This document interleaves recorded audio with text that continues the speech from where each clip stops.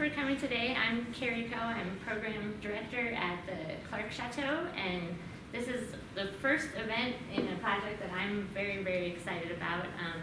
We got a grant from the Montana Cultural Trusts, which allowed us to commission four Montana musicians to reinvent Butte mining labor songs. And the inspiration for this project just comes from my own personal interest as a Butte girl. You know, I was thinking of projects we could do at the Clark Chateau, and I started reading about mining and labor songs from some what would you call them? Oral history and storyographers who traveled throughout Montana in the 1950s and had recorded people all over the state doing native music to their different cultures. And so here in Butte you have like Serbian Orthodox choir singing on some of his recordings, but he also recorded a lot of Butte people singing mining and labor songs. And one of the other articles that I read was talking about this pamphlet, New Songs for Butte Mining Camp, that was published by the International Workers of the World, and we guess around 1918, I think is the closest we've been able to guess. And this is a very rare pamphlet.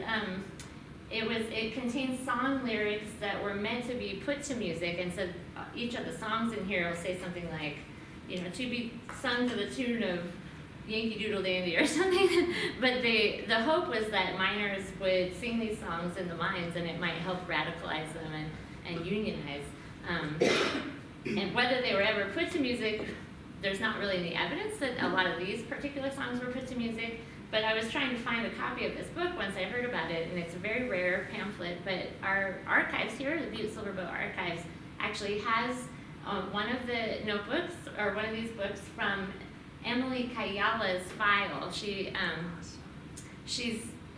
worked actually as a secretary for the IWW in the 1920s in their headquarters in Chicago, but they lived in Butte prior to that, and she married an active Wobbly and someone who'd been imprisoned for being a conscientious objector in World War I believe. So very interesting history, and if you're ever interested in looking at this book, it's here in the library. But the title, New Songs for Butte Mining Camp, became the inspiration for my project.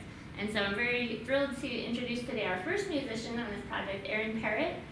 He comes from Helena. He's a professor at Providence College in Great Falls, but he's also a printmaker and, of course, a musician. And he's going to talk a little bit about the song that he chose, and I think he's going to play it for us. And I'm really excited to welcome you. Thanks. All right, thank you. Thank you. Let's see, let me make sure this is on. Yeah, thank you very much, Carrie, for including me in this project. I love it. And I also was aware of the little songbook from the same article, Paige Stegner. So Wallace Stegner's son, in 1957, I think, wrote this pretty important article about songs of the Butte mining camps, and I think he's the one who first drew attention to this. I'd like to echo my support for the Montana Cultural Trust and Montana Arts Council. They do great work, and I do lots of stuff for the Arts Council, and I appreciate being invited to participate in this project.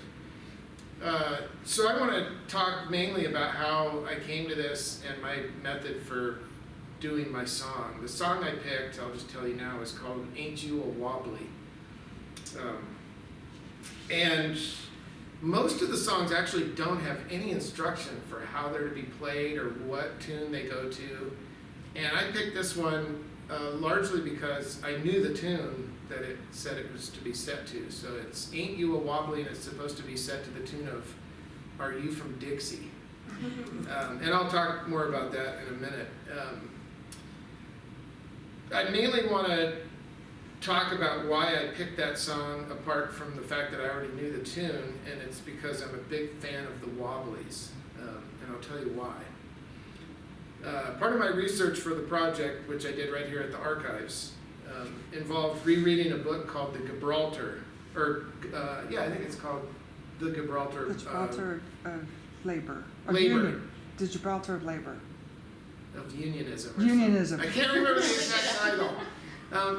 Jerry Calvert wrote But we this have book. it. It's a great book, and it's essentially a history of unions in Butte. And Butte was for many years known as the Gibraltar of unionism, meaning that that's where ships of industry burst their prow. Only Jerry Calvert points out that this never really happened, that unions almost won nothing in Butte, and the company always came out on top, pretty much. And part of the reason for that, and this is where the Wobblies come in, is that early on there were two big unions. I can't remember the names of both of them. One was the Western Federation of Miners, and then there was another one, and they actually were in conflict over a lot of issues, and they were not unified. And to be blunt about it, and this is all in the book, these unions tended to be racist and certainly excluded women and Chinese, Native Americans, and the Wobblies came along. I'll just give you a little background on this. In 1905, there was a pretty famous meeting in Chicago where lots of progressive-minded people and union sympathizers and union activists came together, realizing that this was a problem, and they said, let's form one union, just one union. Industrial Workers of the World, IWW. And at this meeting, there were such luminaries as Big Bill Haywood and Mother Jones, lots of other people. I don't think Joe Hill was involved in the beginning, but not long after that. So what the IWW really, their main goal, and you can get into the politics and political theory of it all, anarcho-syndicalist philosophy. But to me, what they really were about was one union, anybody is welcome. And part of the reason I picked my song is that that sentiment comes out very clearly in the lyrics. The operative phrase in it is, it makes no difference what your color, creed, sex, or kind. If you're a worker, then join. That's it. It's pretty way ahead of its time. And to make this relevant to today, I think that that same sentiment is missing in a lot of leftist Democrat politics that has become very fragmented and, what's the word everybody always uses, identity politics.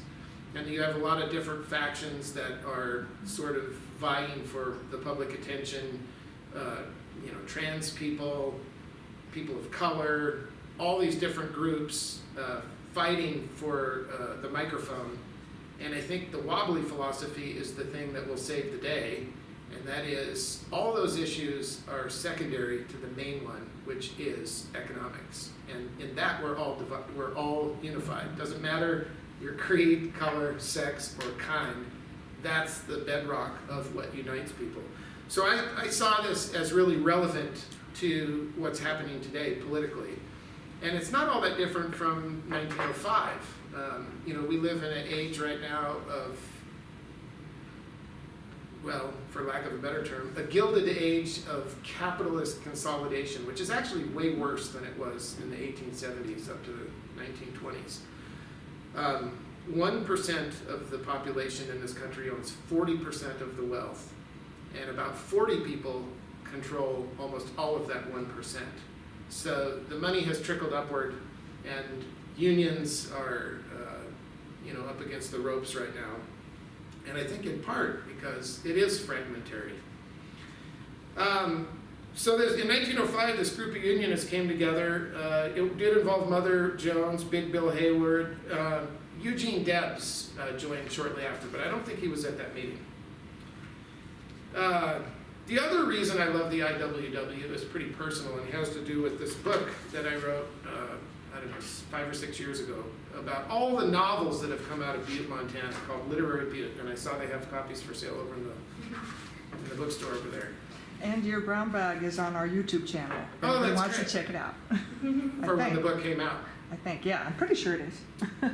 And in the course of writing that book, a lot of the novels that came out of Butte talked about Frank Little, who, as you know, was hanged at a trestle just outside of town. And I wanted a picture of him, the famous picture of Frank Little. I see it's in a painting over there also. And so I Googled that image thinking it would be perfect, and I found the best version of that image, which is that picture of Frank Little, but stamped right across the side of it, right next to his face, it says IWW Missoula, Montana. Because Frank Little did a lot of work in Missoula also with the timber industry. And so I wanted that specific picture.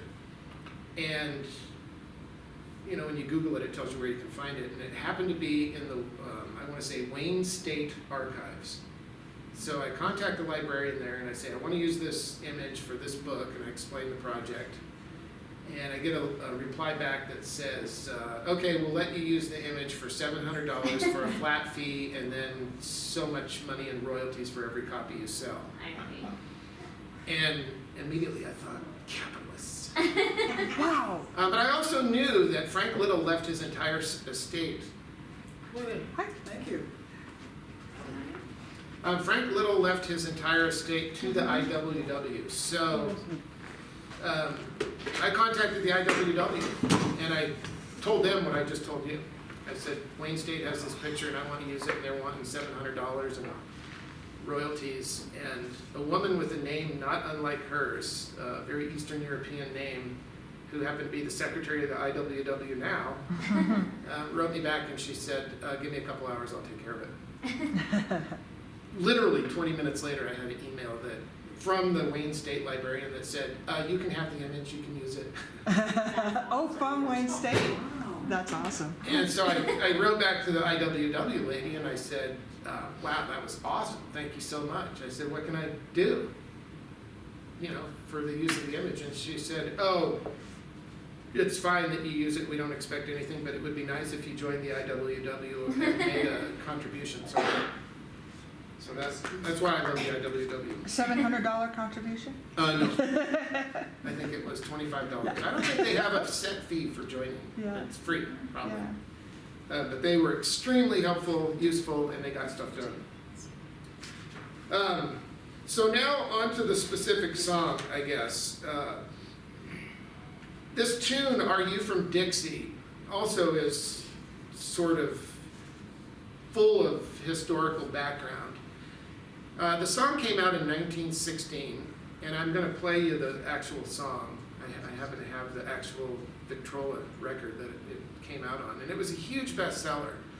And part of the reason that this song was popular, and there was a spate of songs about Dixie starting in 1916, and it was because of a very racist film called Birth of the Nation that came out the year before in 1915. And so the origins of this Dixie mania are dubious. But again, part of the reason I like this song, Are You From Dixie, is it is not racist. It doesn't mention mammy or cotton picking or any of the other tropes that are in a lot of these sort of racist Dixie songs from this era. And so I did a little research on this guy, Billy Murray, who sings the song.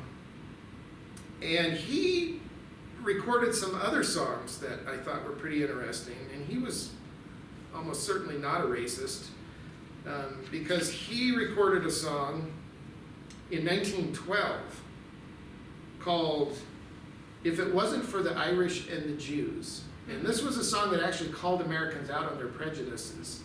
And it was also a big hit. And I'll just recite my favorite verse from this song. It says, Still I often sit and think what this country would be if we hadn't had men like Rosenstein and Hughes. We'd surely have a kingdom and there'd be no democracy if it wasn't for the Irish and the Jews. So I like that this guy Billy Murray did this song, Are You From Dixie? It was written by Jack Yellen and a composer called George L. Cobb. And they wrote a lot of these vaudeville era songs, probably many of other songs about Dixie. But this one, to me, is unique in that it celebrates the landscape itself, the region of the country, not the standard Civil War sympathizing tropes or Lost Cause or Mammy or any of that stuff. It's just, what a great region. to be from, and then they recognize each other. And I thought it's similar to the way Montana people, you know, they're in New York and they meet somebody else from Montana and they're like, oh yeah, isn't it a great place? Which reminds me of a story. I was at a party one time in Atlanta, Georgia, and I went with a bunch of people, you know, from Georgia, and I thought I might be the only Montanan in the entire state. And we walked into this party, and I heard a guy talking from across the room, and I said to the guy with me, I said, that guy's from Montana. And he said, how do you know? And I said, watch this. And I walked up to him and I said, hey, where are you from? Cut Bank. I could just tell by the way he was talking. Which is, you know, the sort of how Southerners recognize each other in the song with this accent. The song has had a long history. It's been a popular song from 1916 till the 1980s. Jerry Reed recorded a big hit in 1969 of the song, the famous Mr. Guitar, Hee Haw, regular on Hee Haw. But in the 20s and 30s, in the Depression, a lot of other people recorded it also. And I have two versions of it here. I actually have 3 or 4 different versions of it on Victrola disc, but I couldn't find them all. And I brought these two because these are the two main ones that I was thinking of when I came up with my own version of it. So I'll play the 1916 one and let you hear that, and then I'll play one from 1936, so 20 years later, a bluegrass band called the Blue Sky Boys, also from the Deep South, and it's a pretty different version, same lyrics, but much different tempo and chord structure. And so when I sat down to actually learn my version of it, I had both of these in mind and kind of split the difference. So one is slow, one is fast, and mine's kind of a mid-tempo. But obviously with the different lyrics too. So let me pause and play this. Might have to use that.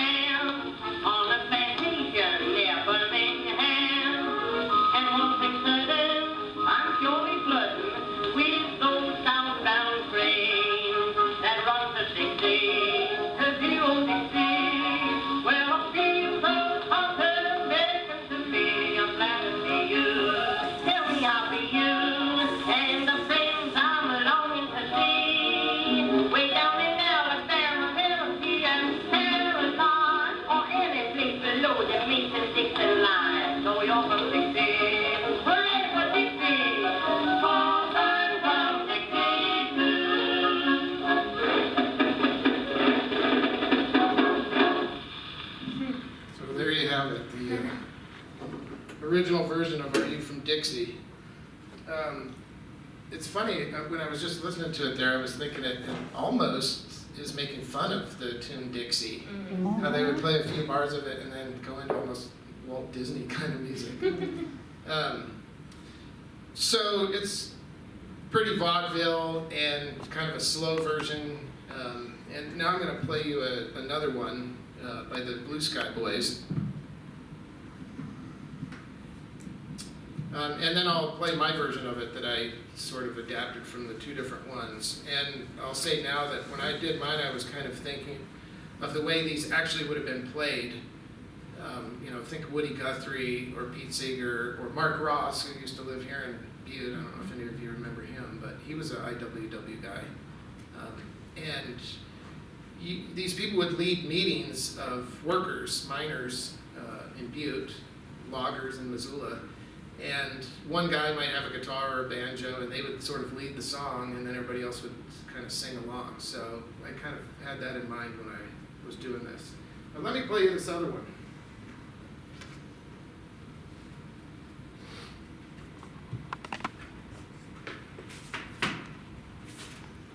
And this one's going to be pretty different. Completely different tempo. One other thing I should probably explain about this technology is you got to change the needle every time you play a record so you don't wear the record out. Is that the secret? Well, technically, these records I probably shouldn't be playing at all on this, just because it does wear them out.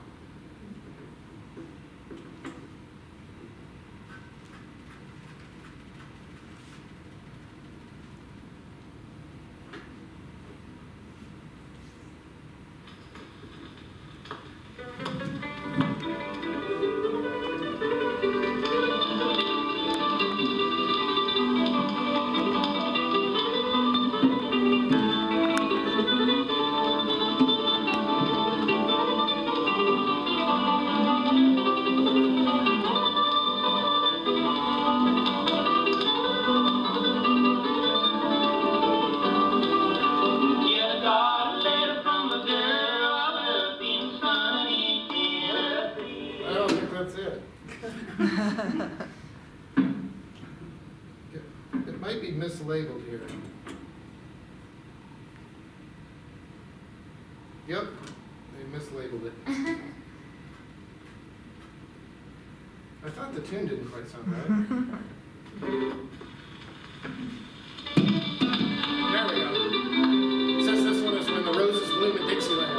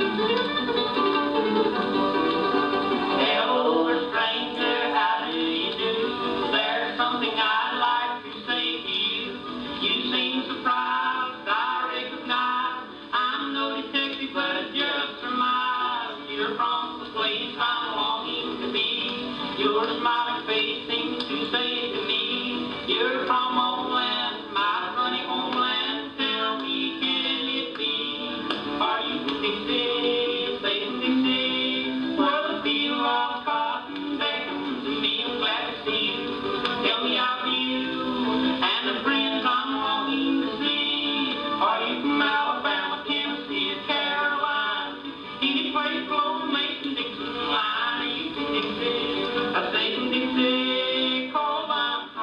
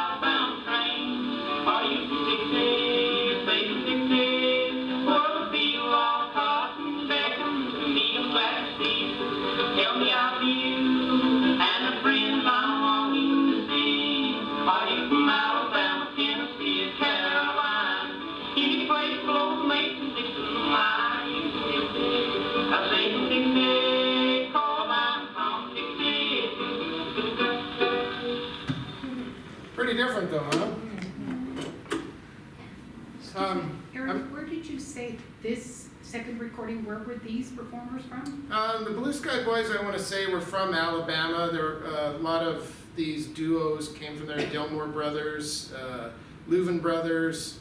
Pretty sure Blue Sky Boys were either from Alabama or Georgia. Ah, okay. And they were, Depression era. They were a little bit before the Leuven Brothers. So Leuven Brothers, if you're familiar with them, they got a lot of their material from the Blue Sky Boys. And the Leuven Brothers also did Are You From Dixie? But a lot of string bands from the 20s and 30s recorded the song. The other version I have is the Tennessee Poplin String Band from about 1928, but I couldn't find that one for today. Any other questions about these two? I just want to make sure I've mentioned everything before I actually play this song. So obviously the lyrics I sing are going to be different, but I hope you recognize the tune in it. A little bit about the provenance of the songbook. The IWW, starting in 1905, started making these little red songbooks, they're called, the IWW Red Songbook. And I don't know if the archive has any of those, but they issued them from 1905 up to 1939, maybe even beyond that. And the first appearance that I can absolutely ascertain that it's in the Little Red Songbook is 1925, but the lyrics are different. It's missing one of the key lines, which I think is a misprint, but the song about, or the line about, doesn't matter what your color, creed, sex, or kind, that line is missing in the 1925 songbook. I haven't been able to look at the earlier songbooks from 1918, 1919, but I bet it's in there. And in 1925, they give credit to a guy named Joe Foley, and he was a Wobbly for the lyrics. And he also contributed to the 1919 edition of the Red Songbook, so I think he would probably be credited there also. I just haven't been able to find somebody who owns that 1919 songbook. And they have reprinted these. If you're interested in the actual lyrics, you can buy all of the Wobbly songbooks in one volume for like $20 on eBay, but it doesn't say first appearance of any of them. So there's room for research in that vast area of Wobbly history. But my theory is that the 1919 edition will have it in there, and Joe Foley will be credited. I say all of that by way of emphasizing that this Butte songbook is a unique occurrence. I don't know of any other cities where the Wobblies did a specific songs for, boatmen in Peoria or anything like that. That's the only one that I'm aware of that is specifically Butte, or a specific town. Any questions before I play my version of this? No? I don't think I need to care about that microphone too much, right? Did you own those records before that had the versions of Are You From Dixie? I'm sorry? Did you own those records before? Oh, yeah. You were I've familiar been with collecting that? these 78 records Yeah. for years. So that's part of the reason that I picked the song was I knew the Are You From Dixie tune. I guess I'm in tune enough from the Wobblies.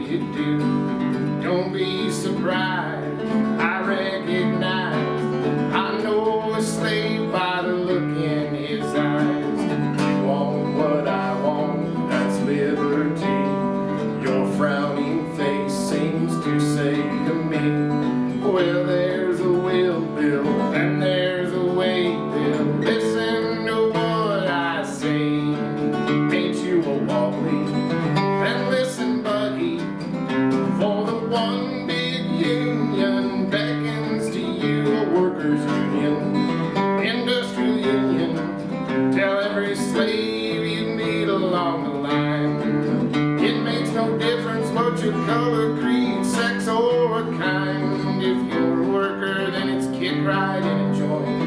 Become a wobbly, and then probably we'll free ourselves from slavery.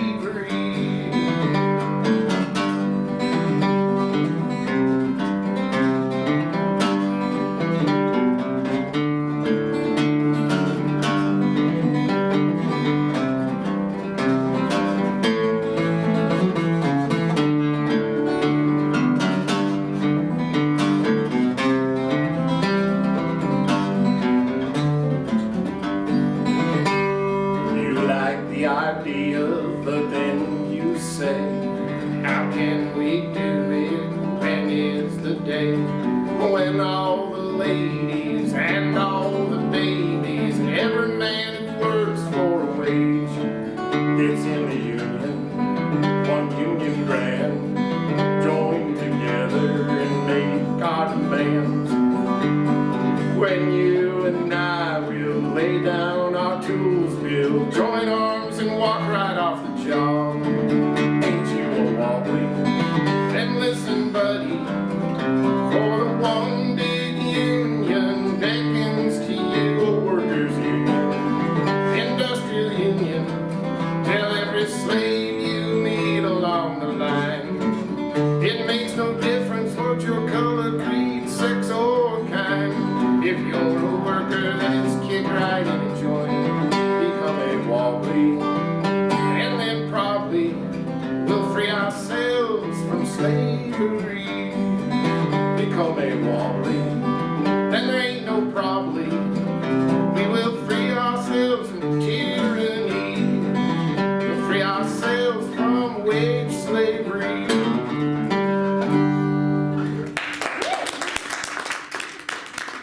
My version that I came up with. I hope you like it, and I hope the Wobblies like it. If they ever hear it.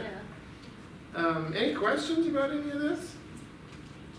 I just want to say I'm so touched. I think that's great. Oh, awesome, thanks. I'm still learning it, working out the kinks, so it's rough still, but we're going to record it tomorrow, right? Or this Tonight? afternoon? Yeah. Cool. Have you seen, we do have a Little Red book, but not a Wobbly songbook. It's called Dublin Dam's Dope. Are you familiar with that? I am not familiar with that one, but I should have clarified. I do have the IWW Little Red Songbook at home, but it's entirely in Finnish. That was another thing the Wobblies were famous for, was making all Right. these available in whatever language people spoke. So I have one in Finnish and one in Estonian, but not English. Well, that part of the world has very deep, I don't know what you would say, union socialist ideals. Those books came out of Butte, though. Yeah, well, yeah, and the Finns were the ones who really pushed for the unions here. So. And one of the other songs I learned for this Yeah. project, unrelated to this specific project, but for my performance tomorrow night, is a song by Utah Phillips called "Look for Me in Butte." You know that song? I could try to play it. I'm not sure I have it completely memorized, but the operative line in that for me is, look for me in Butte, Montana, where the mountains kiss the stars. I'll be drinking with the miners at the old Helsinki bar, which was the Finn bar, so Finn town, so I think it connects to, how do you say her name? Kajala? I think Miss Kayala, Kayala, I Kayala. don't know. She was Finnish there, yeah. Yeah. But, I mean, what a story, just her. She was like 17 or 18 when she first started being the secretary here, is that right? Well, she was 23 in, I think, Chicago, Chicago, and yeah. she was So she was secretary really of the national young here, headquarters, and yeah. total rabble-rouser, and so I'm honored to be a part of this. Anything else? I'll look to see if we have any songbooks in our collection, Okay, and I'll let you know. that'd be great. I just didn't have time to do it Yeah. before Yeah, I'll see if we have any. And I'll send you one of Dublin Dan's Dope, because it's along would the love same. that, yeah. It's along the same lines. So. And I didn't also think to look in, Butte was like that, which has a whole section on song lyrics in there, so I wonder if it's in there. I didn't think to look in there. Just when you were just saying Dublin Dan, it made me, you definitely have a copy of that here. I'm trying to think of the guy's name, it just slipped my, I don't know if we have an original, Mind, but I think I've seen one recently. and his son Yeah. lives here in Butte, at the Metals Building. Mike, what's the guy's last name? It's not Mike Chiava, is it? No, Okay. hold on, oh, my phone's off. But if somebody could Google. Oh, Duffy. Duffy, thank Mike you. Duffy. It was right on the tip of my tongue. Yes. So Yeah. Joe Duffy wrote this book, and Yes, yes, there's a yes. whole section in there on song lyrics that Yes. I didn't think to look And at. if we don't have it, I know his wife real well. I'll check it down. I don't know, should I try the Utah Phillips song? Yeah. Sure. Yes.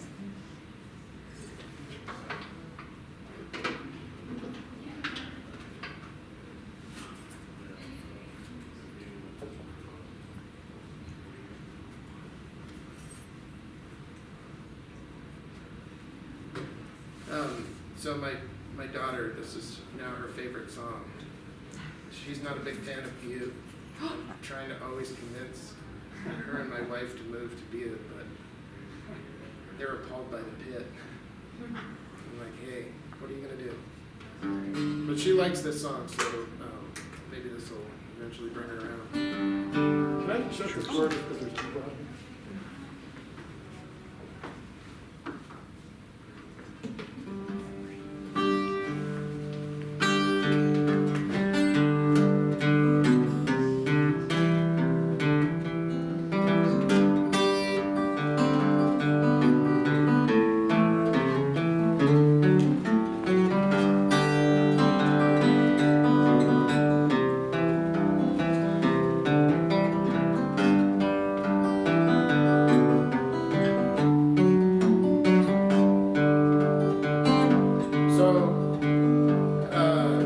Utah Phillips was an IWW guy also, and he wrote this song, and I'll tell you a great story about him after it.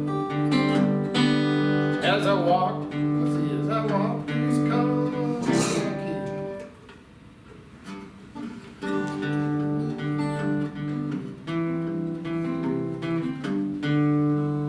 How about that?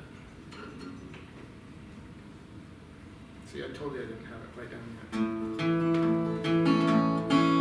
yet. As I walk these concrete canyons down in Frisco by the sea, there's a lot of room for plutocrats, but there's no room for me. All the flops have gone to condos, and the skids are down the chutes.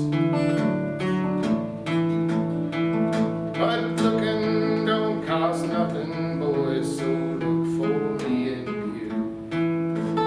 Look for me in Butte, Montana, high upon the hill, where it seems that you can live for weeks on a $20 bill. Bessie put the kettle on, I've been out on a toot. Nothing left worth looking for, so look for me in Butte. In the Big Rock Candy Mountains, all the jungle fires have died.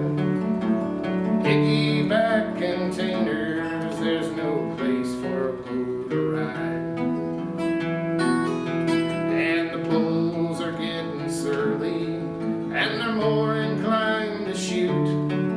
I'm tired of being civilized, so look for me in Butte. Look for me in Butte, Montana, if you're looking anywhere. Whatever I've been missing here, it's bound to happen there. Bessie put the kettle on, I've been out on a toot. And there's nothing left worth looking for, you can look for me in Butte. When my days are ended and my final race is run, I'll think about the good times and all the things I've done. When I'm packing my last bindle down the Indian Valley route, if I don't make it into heaven, boys, you can look for me in Butte. Look for me in Butte,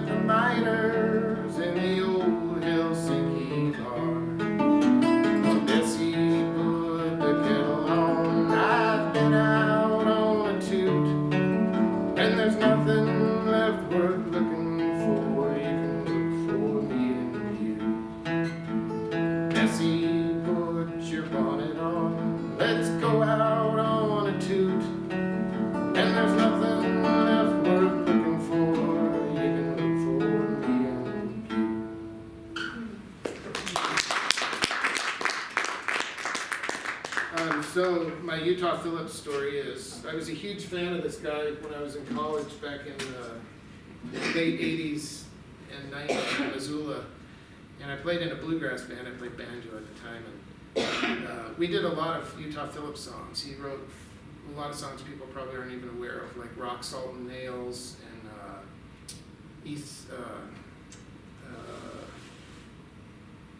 Hobo Lullaby, The Green Rolling Hills of West Virginia.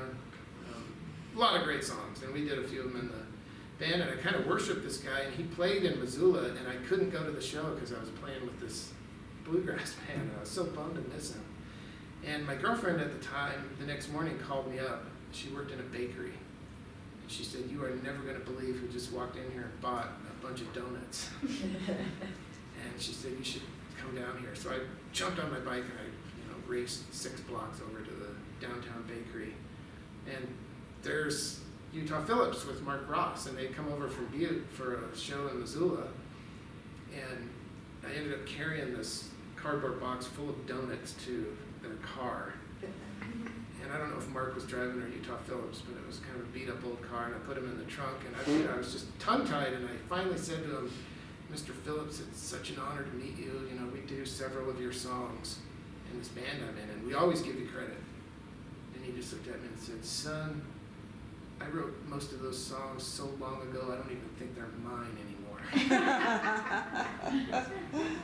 Thank you very much for having me.